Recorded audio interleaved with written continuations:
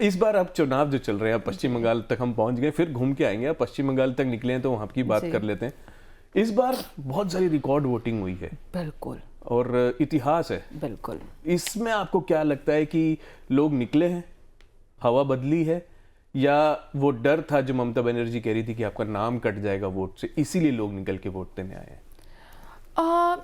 मुझे ऐसा लगता है कि पश्चिम बंगाल में महिलाओं ने पहले भी लेफ्ट फ्रंट की सरकार को धूल चटाई थी, और जब भी वोटिंग ज्यादा होती है पश्चिम बंगाल में, मतलब भारी मात्रा में, तो समझ लीजिए कि पश्चिम बंगाल के जनता ने परिवर्तन को पहले ही अपने माइंड में सेट कर लिया है। अच्छा। तो पहले चरण की जो वोटिंग हुई, तो मुझे बैठे बैठे ही समझ में आ गया था कि भाई ये अब ममता दीदी टाटा बाय बाय होने वाली हैं, इनका टाटा बाय बाय होने वाला है।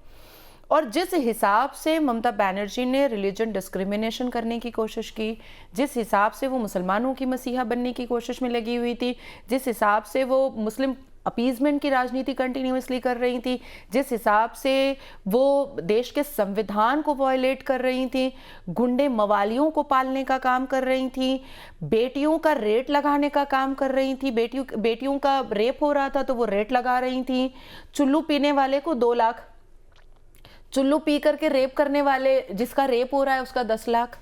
मतलब जिस हिसाब से उन्होंने जो एक पाकिस्तानी स्ट्रैटेजी अपनाया था, वो बंगालियों को कभी नहीं एक्सेप्ट होने वाला था। ये मुझे बहुत अच्छे से समझ चुकी थी, क्योंकि मैंने सक्रिय राजनीति की है, मैंने एक्टिव राजनीति अगर कहीं से सीखी है तो वो बंगाल की ही जमीन है।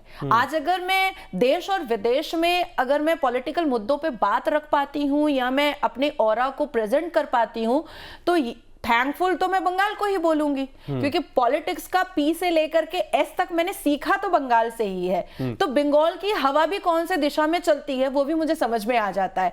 तो ममता बनर्जी को नेगेटिविटी का इस बार सामना करना पड़ा था, क्योंकि जिस हिसाब से वो सिर्फ मुसलमानों को लेकर के अपनी राजनीति कर रही थी, वो कहीं ना कहीं पश्चिम बंगाल के हिंदुओं को पसंद नहीं आ रहा था।